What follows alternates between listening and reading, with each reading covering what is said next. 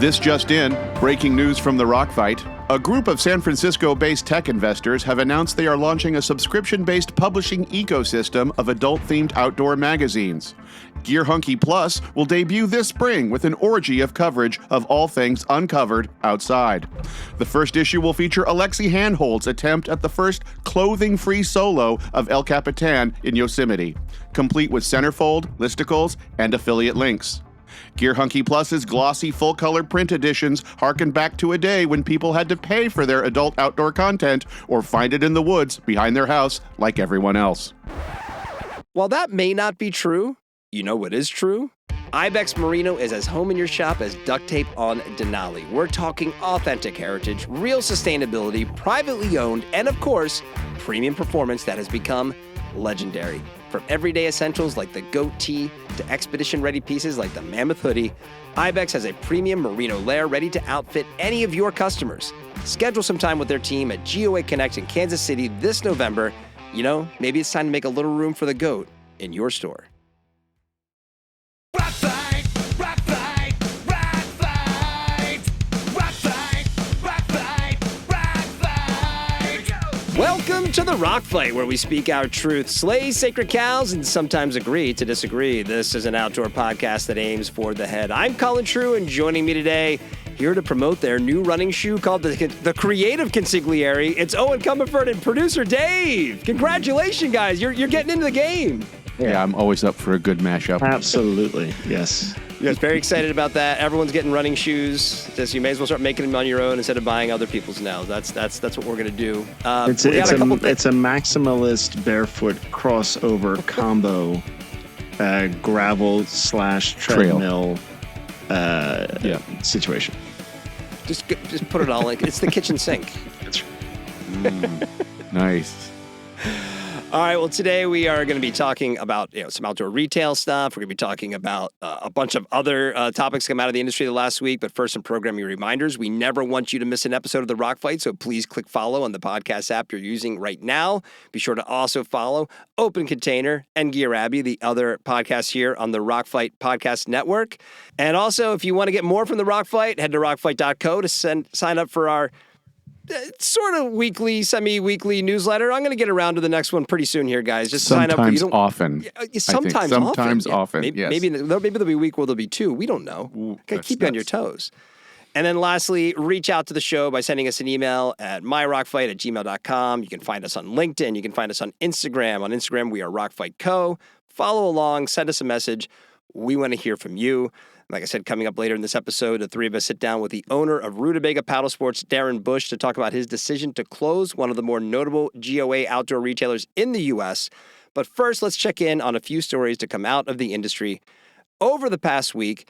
And the big story of the week really was, per SGB, was VF's decision to sell off the 103-year-old workwear brand Dickies for $600 million in cash to Blue Star Alliance, which is a New York-based brand management company. VF had acquired Dickies back in 2017 for $820 million. And it looks as if the move was made to allow VF to refocus on its big three, Timberland, the North Face, and Vans, and on outdoor in general. So, and last year VF punted on Supreme. This year it's Dickies. What did these moves say about where VF's priorities lie as they build towards the future?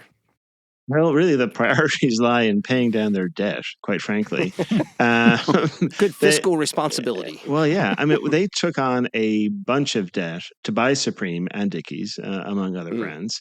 But then times got a little bit tough in terms of profitability, or EBITDA, their earnings, right, to service that debt. And so now they've basically become what's called over-leveraged. So in other words, they're, at least from the banker's perspective, they don't have enough profit to cover the debt that they have, or ideally, right? And that over-leveraged situation actually has caused the credit rating agencies like Moody's to downgrade their debt. Okay, so now they've been downgraded like late last year to speculative grade, which is a nice way of saying junk status. And then actually, a couple of days before the Dickies deal was announced, they got downgraded even further. So yeah, so it's tough, and the combination of that downgrade combined with pretty high interest rates currently means that it's really pretty expensive for VF Corp to refinance its debt. and it actually has $588 million worth of notes that were maturing early next year. And so, just by magic here, they're getting 600 million, which will cover those notes that are maturing. So it really does get them out of a little bit of a pickle there, and gets them into a bit of a better, I guess, more solid footing from a debt perspective. But that said, though, you listen to them, it was actually a bit of a surprise.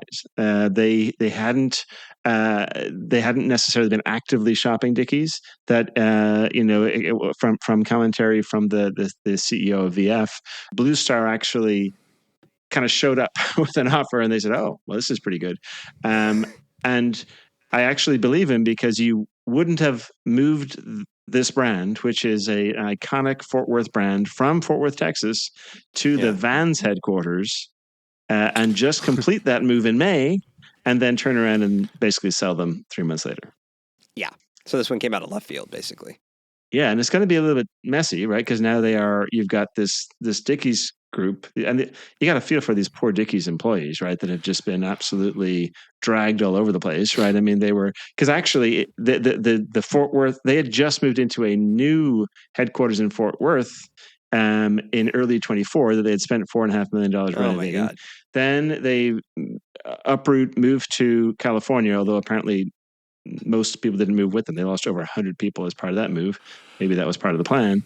They get to California, and now they're being sold. So I would think they may have to move again, because it doesn't really make sense for them to share a campus with one of VF brands.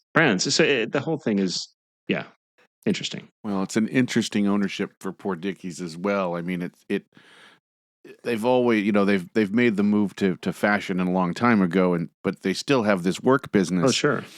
Piece of that, and that definitely seems like a big outlier, kind of to the new portfolio. That includes Off-White, Scotch and Soda, Hurley, Justice. Brands like that now under that portfolio. It's like half their business seems to fit. But it'll be interesting to see because I think one of the challenges that VF had was, are we purely a workwear brand that just kind of shows up in streetwear, or are we leveraging our workwear heritage and really want to lean into streetwear and kind of be cool and this brand? And in talking to some people, it feels like they somehow kind of fell in the middle. So with this go forward with Blue Star Alliance, which way are they going to go? Are they going to just say, okay, let's go back to the workwear thing, let's kind of milk that and re-solidify that base? Or are they thinking more on the Hurley line, like, no, this is basically sort of a workwear fashion approach, and we're going down that path? That's what I would get. Based on their other brands, that just would make the most sense. So from the VF perspective, what can we deduce from this decision that will apply to the broader industry? Like what it seems like they're... A new spending spree, Colin. They're out of debt. Know, right? This is like, great. Let's go build it up again. I don't know if that's the case. No. So this basically is going to get their debt level down from like $4.5 billion to like $4 billion, roughly. So there's still my credit cards don't seem like such a problem right now, if I'm being honest. Right. Yeah, so there is still quite a bit of debt. I really don't see VF going on another spending spree anytime soon. And I think actually they're pleased with the stable of brands that they have right now. Obviously Vans needs to turn around, and they're working hard on that. North Face, is showing some strength, I think, which is great for them. Timberland, the 6-inch boot is back again. Right? Again, it just it's time. This is why the Vans is right around the corner. Exactly. It's just, and then I think, but the other one, the one I think that they're really looking to lean into is Ultra. Ultra is their entree into, we've talked about it, the biggest category that's growing in outdoor, which is running. And, they obviously a very well-respected brand, lots of, trail running cred behind them. Can they leverage that to move beyond being a trail runner or a, distance hiking shoe and become more part of sneaker culture? I think they would love that if that were the outcome. Yeah, it makes sense. See- They have a new brand campaign out. I mean, it just all the stuff we've been talking about with running. Obviously, you guys launching your own running shoe. You've done the market research. absolutely. But Yes. yeah, but no. And you sent that over earlier this week. You're like, wow, VF really leaning into ultra, and it's like, well, for everything we've been saying, sure, it's their only sort of run specific brand. Other brands they've dabbled, but that's their running brand, right? So that makes a lot of sense. That's where that would go. Yeah. I imagine there's some buyer's remorse or some regret with the Contour Helly Hansen spin out if they're sort of doubling down on outdoor at this point too. Well, I don't think that there's regret from the perspective of Contour ended up buying Helly. It's more around the fact that Contour was the not sexy, right? Wrangler jeans, Lee jeans, right? The not sexy cash cow of the F Corp. And really selling Contour actually in some ways led to their current problems because they didn't have all the cash to service the debt that they had on the books. So I think that's the regret. I think actually, if you talk to the F executives, they like the stable of brands that they have, and they like now, especially having offloaded Supreme and Dickies, they like the fact that they can really focus on outdoor and outdoor fashion and that whole arena, and have this sort of shared services model, or even around things like branding and everything around that outdoor customer, and being able to service them from every different angle, as opposed to like, oh no, we're over here, we're in workwear, we're in this, we're in street, we're in this, we're in that. No, we are outdoor. Well, so next up, we also have, and it's also per SGB this week, a new report by Capstone Partners says that the continued rise in the popularity of outdoor recreation is equally fueling a rise in growth in the outdoor recreation market, with Capstone stating, quote, that as more individuals seek nature-based experiences, sector operators have actively worked to capture this expanding consumer base, end quote. Owen, do you agree that the rising participation is what's driving the increase in deal volume here? Not really. It makes for a good story. It makes for a nice headline, but I think it's kind of bullshit because if you look at it, right? So yes, obviously the number of transactions are up, but actually the sale prices are down.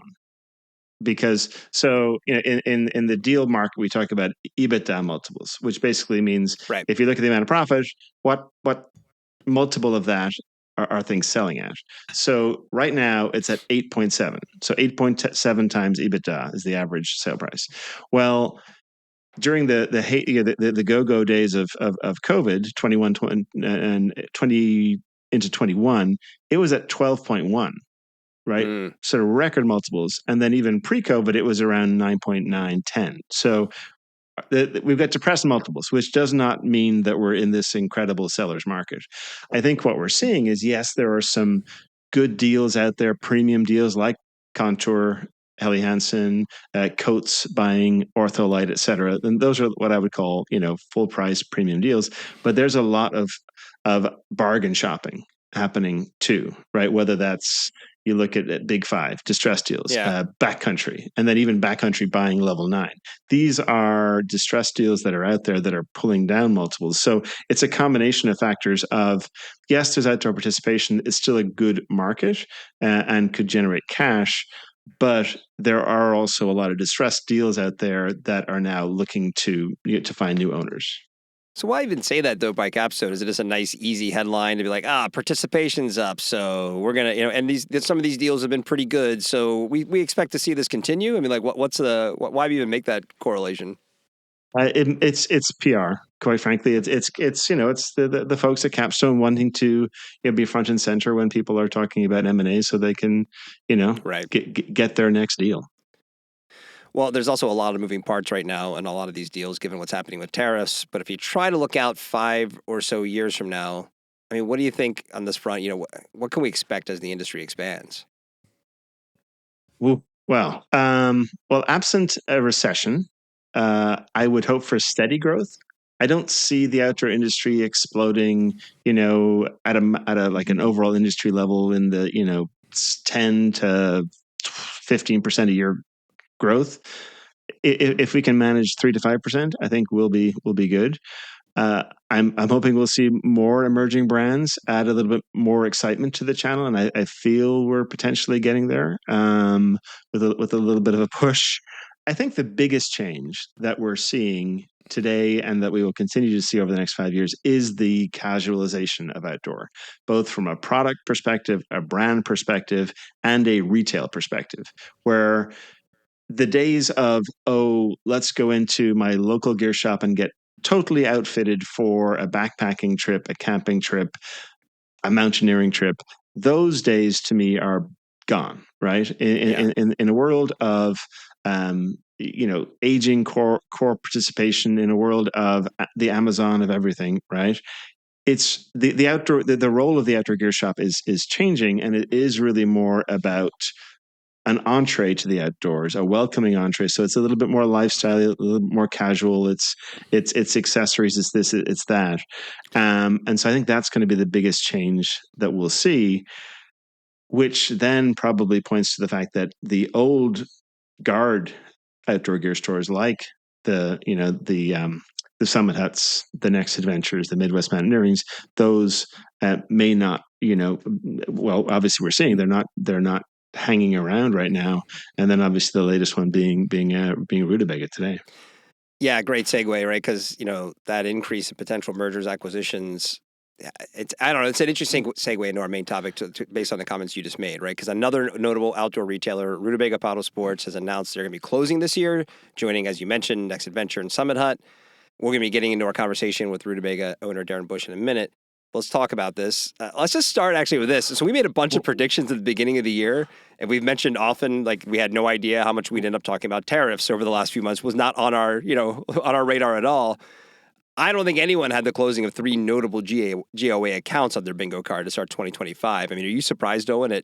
We're at number 3 now on the year? I'm not surprised that we're seeing some closures. I'm just surprised that at the iconic level of the stores involved, right? I mean, you look at Next Adventure, doing everything right, a strong customer base. They had an amazing used gear section. Rutabaga, just experiential, all about just a core pillar of the paddle community. Summit Hut, been there for they just celebrated their 50 years in business. I mean, that's the shocker to me. It's not that stores are closing; it's that these stores are closing. Interesting in talking with Darren, and everybody's going to hear this in a second. Not really what I expected. The reasons why they're closing the store, very personal reasons, not to spoil the conversation, right? And also, it's a. And admitting, and he admits that the world has changed, the industry has changed, but that wasn't the primary driver here, like it seems to have been for Next Adventure and Summit Hut.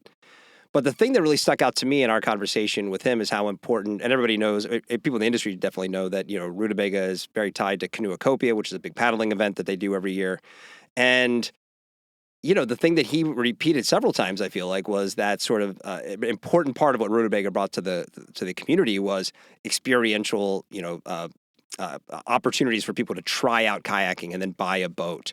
And that he really seemed to hang his hat on. That's really what the differentiation was here. Not just, hey, we have, the mom and pop, we have a lot of folks who will give you good customer service and things like that. Sure, that exists as well. But he seems to believe that the thing that we're really going to miss in this sort of shift that feels like it's coming, we've talked about it a lot in the show, and you just reiterated it, Eoin, that we're going to lose that. And I don't know how, if we are going to get more into a digital world and things are going to change, I think that's going to be harder to replace. How do we get more people trying things through their local shops? I think that's been an important part. Is it just moving? See, is it just moving? One thing we have in common in all of these places is that they're actually in urban centers, not in actually next to the recreation areas themselves. And so will those places become the gateway aspect where you're going to this location, you're trying something new? That's where you'll then engage in that type of experience. Where what we're losing, in a sense, is the middle of the industry, right? We're getting kind of the big box, and the digital has become the entree into it. You're still going to have your super premium, but it's how people access that first touch to the industry has shifted massively and is changing. So I think it's the middle that we're losing, but it's just shifting where those experiential and those, let's call it, that former core retail experience will be. And I don't think it will necessarily impact as much the places, like I said, that are nestled next to the recreation hubs. In terms of the whole digital thing, are you more likely to feel safe and prepared to go on your first paddling adventure by watching a YouTube video, or if you have somebody right there next to you, literally holding your hand as you get into that kayak and demonstrating to you how to do it live. I think you have to do the YouTube video to show you that you need to go talk to somebody in person. Right? That's going to you know what? This isn't like fixing the garbage disposal. This looks a little... I could drown. I could die in that, right. So, and that tanker looks awfully big. What are they doing there? I'm remarkably optimistic because it does seem, I think humans have proven that if there's a need for something, someone will come along to fill that need. I think the needs, just like the shopping experience, will be different. Maybe that is, maybe it will be more guiding services, or maybe more meetup style groups of people hey, let's get people together and bring all your stuff and we'll teach you how to do it. And before it was kind of one-stop shopping. You come here, we show you how to do it. We give you a boat, whatever. So I don't think that it's going to go away, because if people want it, if there's demand for it, people will find a way to fulfill that. But it is, if anything, at minimum, it's sad because, and you talked about it, Owen, too, that experience of the gear shop. And there's the experience of walking in and feeling like, ooh, I now want to go I want to go outside because I'm in the store.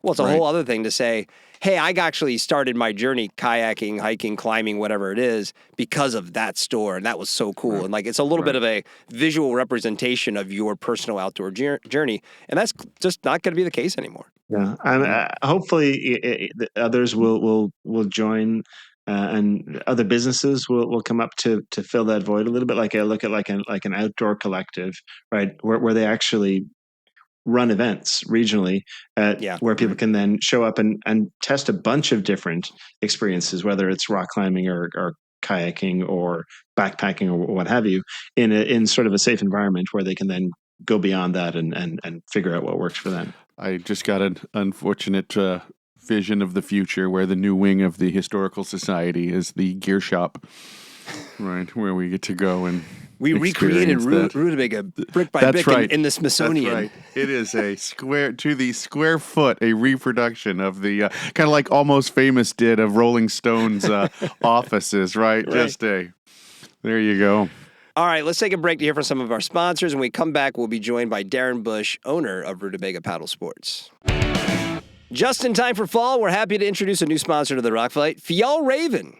Fall doesn't get nearly enough credit for hiking, guys. Everyone thinks summer is the season, but for hikers, autumn is the real deal. You got cooler days, you got quieter trails, you got more space, and fall is exactly what Fjallraven's Keb collection is built for.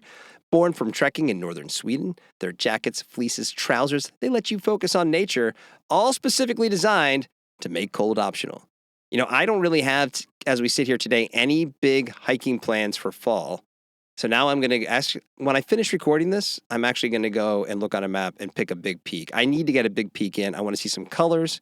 I want to have to pull my fleece out at the summit because it's so much colder up top. I want to have that fall hiking experience in the mountains, and I'm going to do that this weekend. All right, check out the whole Keb collection by clicking on the link in the show notes, or search for it when you head to fjallraven.com, where your fall begins.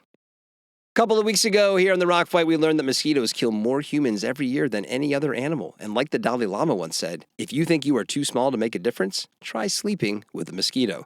But I doubt the Dalai Lama was sleeping in the Wilder Pant from Royal Robbins, because the Wilder Pant, like everything else in Royal's MPT collection, has mosquito protection technology. Relying on protection through construction, MPT is the chemical-free solution to mosquito-free days in the outdoors. I'm kind of anti-chemical right now, I gotta say, in the outdoors. I don't really like wearing sunscreen as much. I like to wear sun hoodies, unless I'm surfing or something. I like to throw on the sun hoodie. It's such a nice, convenient thing. I don't feel the stickiness of sunscreen. Don't like wearing DEET. Right? Don't want to spray that all over my body to get, keep the mosquitoes away.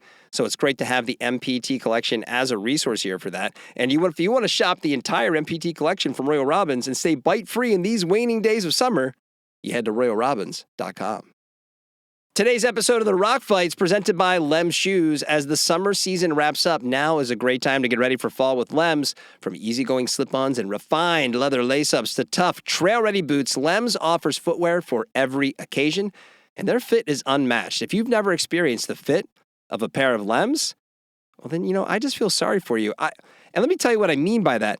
When you try on a pair of Lems, they fit different. I'm not making this up. I took a giant dump on Lems this past spring. I didn't like what they were doing at first, but then I talked to the folks at Lems. They sent me some shoes.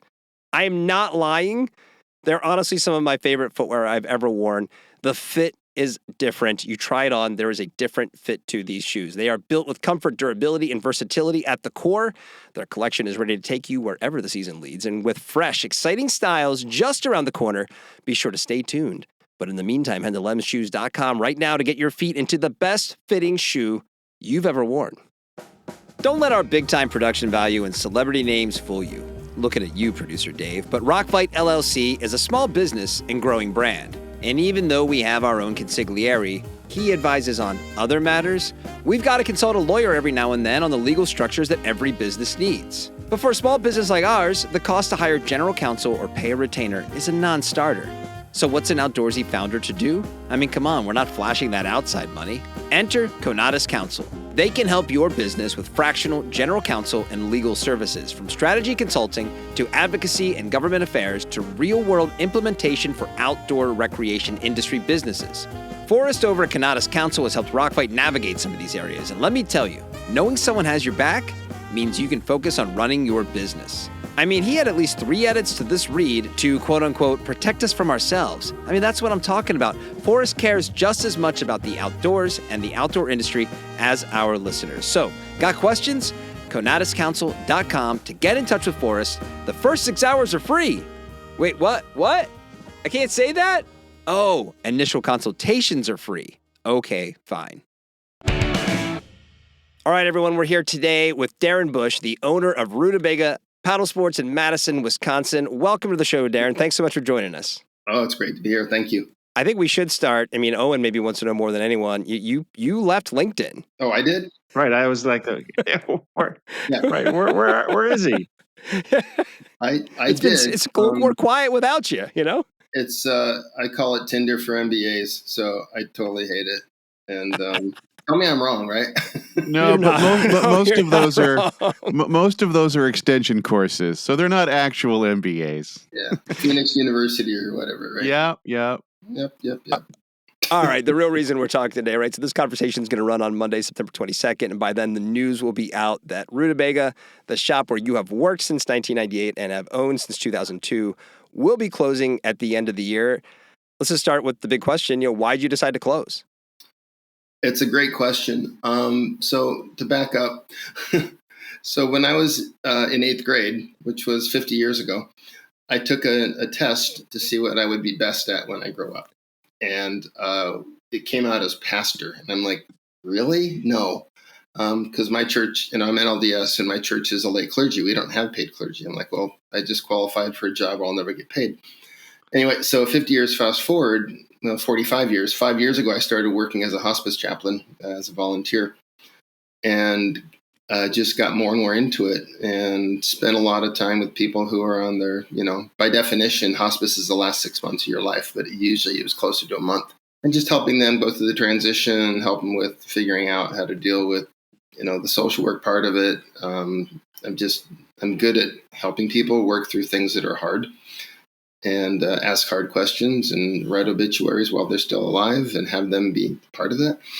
And I love it. So last year ago, I got a phone call from a guy who was the director of spiritual care at the large hospital in town. And he said, I heard some things about you from one of my other mentors, who's an Orthodox rabbi.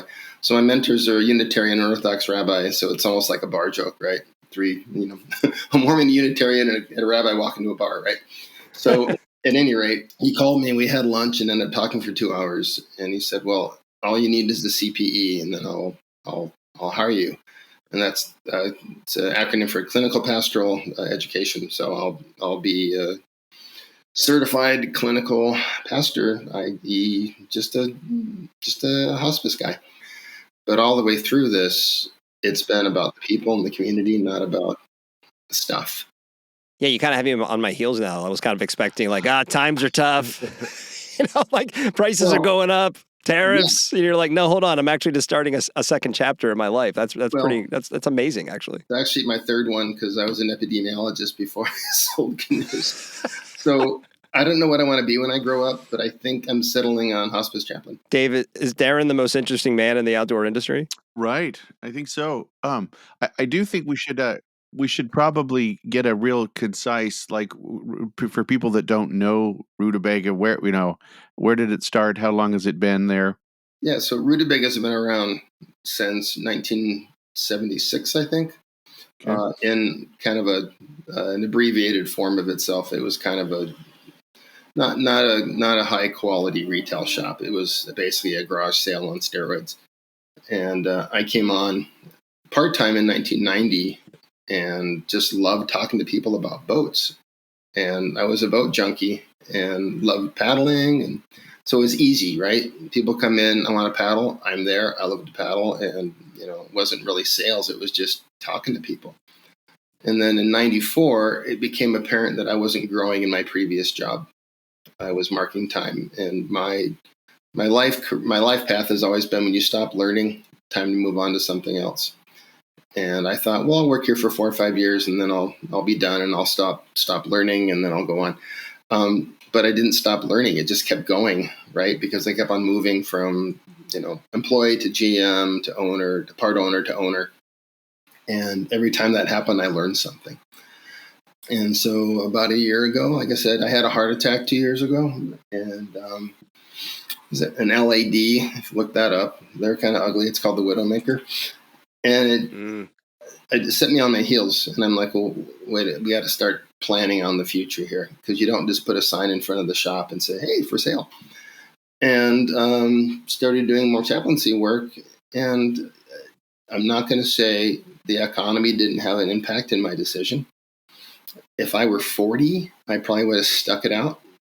But I'm not. I'm 63 and I've had a heart attack. And all these things come together, and it's like, yeah, this is what I'm supposed to do. Well, Darren, you talk about the economics there, and I mean, you've been in this industry for over a quarter century. How have the economics changed over the years, and then more recently? Well, I would back up and get more macro than that. I think that retail in general has changed. I mean, when I started at the business, the internet wasn't a thing. When I started the business, basically the two places to buy things were at big box stores, and not very good ones. I mean, like Big Five and places like that, right? And specialty retail.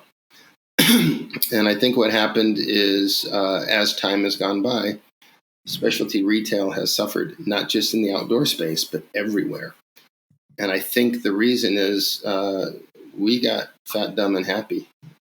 So if you go to, here's an example. I buy my dog food online, right? It comes every month. The reason I do that isn't because I love supporting an online dog food company. It's that when I went to the local dog food place every month to buy stuff, I got nothing, And, one time they changed the place where the dog food was. I said, hey, my dog food's not over there. And she said, yeah, it's over there somewhere. And then back on her phone again, right? And I'm like, where? What aisle? She's like, I don't know. I'm like, okay, so you just told me I don't matter anymore. And that's fine. That's fine. Their decision was to give poor service and still try and do brick and mortar. So add to that everybody. So online sales, we just handed that to them, right? I mean, Macy's, I was in a Macy's, and it's like there's stains on the carpeting and there's no one there, and the clothes are just piled up. And this used to be a premium retailer, and now they're a dump. And they have 7 people working there where they used to have 20. So it's not just outdoor, it's everywhere. And the level of service you get when it's great, I'm surprised. And, we have 4.9 star Google for a reason. We give really good service. And that's what we like about it. And people always comment, man, this is amazing. I'm not used to this. I'm like, and that's a scathing indictment of our economy. But specifically for Rutabaga, how's it going? I mean, to your point, you said if you're 40, like you'd probably keep going. It obviously different, but to Owen's point, definitely different. But how is it right now? I could write it out, but a lot of people are out there working for free, right? And that's no fun. but it's okay, but it's not great. One thing that hurt is the cost of money doubled. So if I'm financing inventory, my EBITDA is fine, but my P&L looks crappy. So if you look at it that way, we're fine. We're bankable. I just don't want to go through this again. And I thought about selling, but I don't know anybody who can do it like we do it and would have the same commitment to customer service and to taking care of people. And I don't want to Hobie it, right? We sell it to a couple of guys that think they know everything, and pretty soon it's in the toilet. Yeah, not a lot of love lost for Hobie in the paddle sports retailers that I talk to. You talk about working for free, and I do see that with quite a few independent retailers as actually a big impediment to potentially being able to sell their businesses come the time to move on or retire, because unless somebody does want to do that, want to basically live in the store, be the GM, almost live and breathe it, the business model doesn't really exist in many cases unless you're willing to do that. Yeah, I would agree with that. And that's happened 3 years in the 27 years I've owned it. And there is an impediment. The other impediment that I don't people talk about enough is that, I bought it when I was 40, and I had a house and I had an IRA and I had some assets to leverage. People in their 30s who would be a natural people moving into that role, that generation doesn't have any real estate. They're in a different situation than people my age. I don't know that they're bankable unless they have some family money they want to throw in there. And so, but I don't know those people, and I'm not going to put it for sale and say, hey, anybody who's got family money wants to buy this place. No, it's just not who I am. That's not what I do. So the announcement comes at a pretty interesting time, right? Given that, just shy 2 years ago, we lost Midwest Mountaineering. Just over the last few months, we learned that Next Adventure in Portland and Summit Hut in Tucson are also closing this year. There's been a trend in recent years where accounts in the GOA, the Grassroots Outdoor Alliance, have been able to find new ownership. But, now we have 3 pretty significant names in the space just outright closing for different reasons. It sounds like mostly across the board.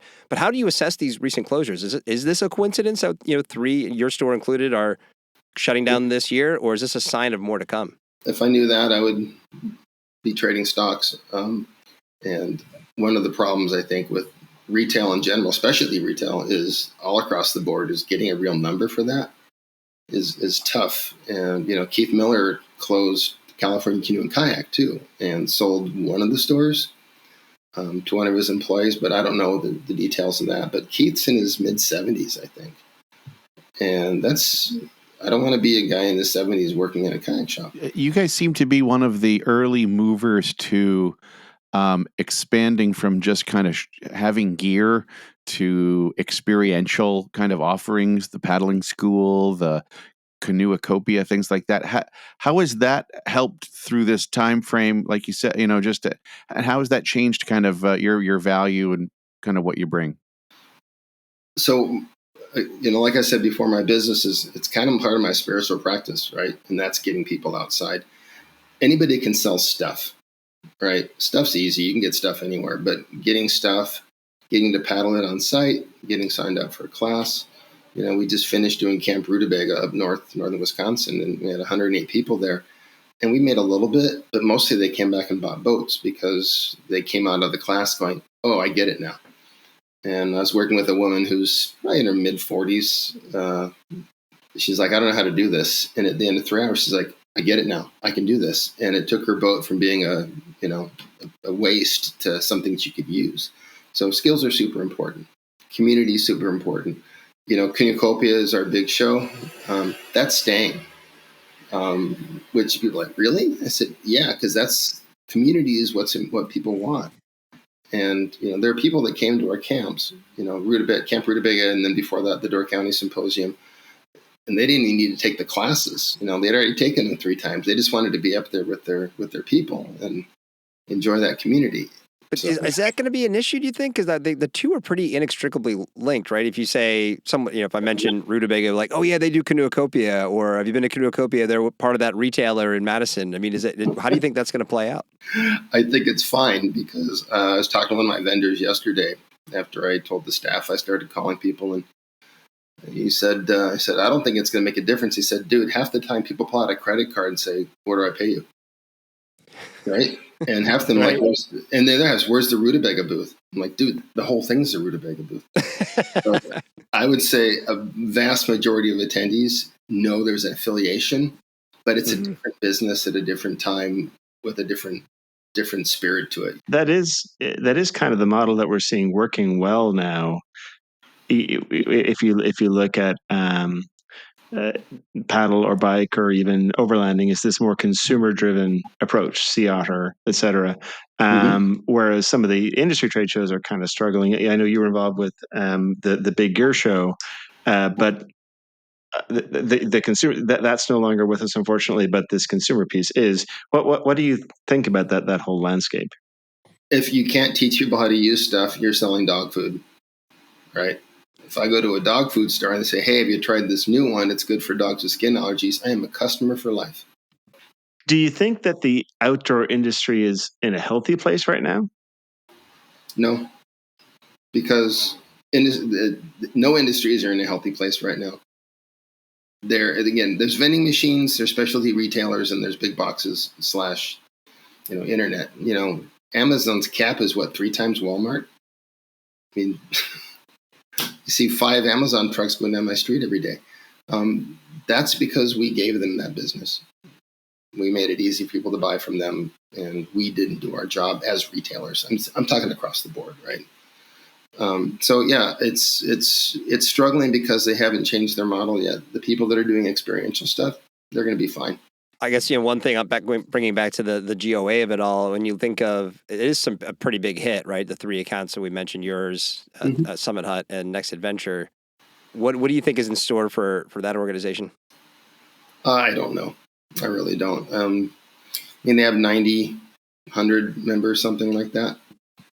So I don't know that matters that much. I'm more concerned for the local customers and finding a place to go and getting stuff. And there's some small box stores like Shields. Shields is a great merchant. They do a really good job. If they dropped a Shields in Madison, I think they would crush REI, because REI sucks right now. The one in Madison is like, they fired everybody. There's 4 people wandering around asking if you want to buy a membership, and everything's dusty. And no, it really is a shame. And but I was on the OI board 20 years ago, and REI was pretty cool. They were still relevant. I don't know that they're relevant anymore. So Darren, looking back over your time in the industry, what are you most proud of? Putting Tens of thousands of people on the water and making their lives better. And I had a woman I taught a private lesson to one time. She bought a canoe and didn't know how to use it. I said, let's just go do a 1-hour private. And we get off the water, and I put my boat, I turn around, she just grabs me and hugs me. She says, you just changed my life. I'm like, really? She's like, yeah, my husband's a nerd. He's a computer programmer. He uses his body to carry his head around. He has no interest in doing anything athletic. I can do this myself now. So I probably get hugged by customers a couple times a day. That's powerful stuff, right? That's what I'm going to miss about the brick and mortar. At Cornucopia, I'll make up for it. I mean, my hugging muscles get tired after 3 days of Cornucopia. Well, Darren, we really appreciate making a few minutes to spend with us. Congrats on an incredible career at Rutabaga, and definitely good luck. I mean, it sounds like your future is bright, and excited to track that. It won't be on LinkedIn. We won't be tracking it there, but excited to see what you do next. And I think there's definitely a Venn diagram that meets in the middle between your 2 experiences for sure. So my life is a giant Venn diagram. And the center part of it is empathy and compassion. That's what I do. It's time for a party shot. Okay, it's time for the parting shot. And for my parting shot today, I've lost Dave, I've lost Eoin, I'm on my own. And honestly, I wasn't going to do a parting shot because I figured after our interview with Darren, that would have been a good enough episode. But it occurred to me that I think our industry needs to get a little louder. And let me explain what I mean. It occurred to me last week when ABC kicked Jimmy Kimmel to the curb and the backlash from the entertainment world got real loud real quick that we are still just way too passive here in the outdoor industry when it comes to what's happening in Washington, D.C. and the Trump administration. Sure, there's been a push to defeat Mike Lee's public land sell-off, and over the past few weeks, we've seen many brands and individuals and organizations talking about commenting on the proposal to rescind the roadless rule, and that's great. But honestly, it's starting to feel to me like we're protecting that, quote, seat at the table instead of understanding what is actually going on. Because eventually the roadless rule may be the least of our concerns, and honestly, the not too distant future. All right, so there's two things I want to say, and then I'll wrap this up. I reached out to Paul Hendricks at the Conservation Alliance last week to ask what was happening with Brands for Public Lands. He came on this past spring, told us about Brands for Public Lands was a big splash, and it kind of felt like maybe things had gone a little quiet aside from things like the roadless rule commenting and the public land sell-off. So he told me what the organization was focused on, and he also encouraged me to sign Rockfight up to be part of Brands for Public Lands, which I immediately did. And when I did, I discovered that Rockfight is the first media outlet to join that effort. No one else in the outdoor media scene has joined Brands for Public Lands. So if you're listening to this and you work for one of those outlets, please sign up for Brands for Public Lands. Now, that surprised me, and it wasn't the only media-related thing that surprised me last week, because I found out that Wes Seiler, the well-known and respected journalist who is now running for office in the state of Montana, was let go from his contract with Outside after announcing his candidacy specifically because he's seeking office. And sorry to take another shot at Outside, but holy shit, talk about a missed opportunity. Maybe they have some rules around people running for office and doing work there. Whatever. Figure it out. You could have had Wes posting blogs about what it was like to be an outdoor journalist while running for office. There's so many interesting things about what he's going to do and how it affects our outdoor world. At the minimum, it was a missed opportunity. At worst, it's just kind of shitty. So I know I probably sound a little disjointed today, but that's because it feels like we're just lying down and waiting for the end at the exact moment when those with the biggest voices need to be standing up. It's been acknowledged by many in the media that the domino that fell that led to Jimmy Kimmel being suspended last week was Disney bending the knee earlier this year in a Trump lawsuit against ABC News. So if you're trying to dance between the raindrops and be careful right now, I don't think that that's the best strategy given who we're up against. So that's my parting shot. Outdoor industry, let's rise up. Let's talk a little louder. Outdoor media, sign up for Brands for Public Lands. Support everyone out there doing things that are going to help our current situation, because it feels like we really need it right now, guys. And that's the show for today. We want your emails. Send them to myrockfight@gmail.com. The Rockfight is a production of Rockfight LLC. Today's episode was produced by producer Dave. Art direction provided by Sarah Gensert for Eoin Comerford. I'm Colin True. Thank you for listening, and here to take us out, it's Krista Makes, and he's going to sing the Rockfight fight song. We'll see you next time, Rockfighters.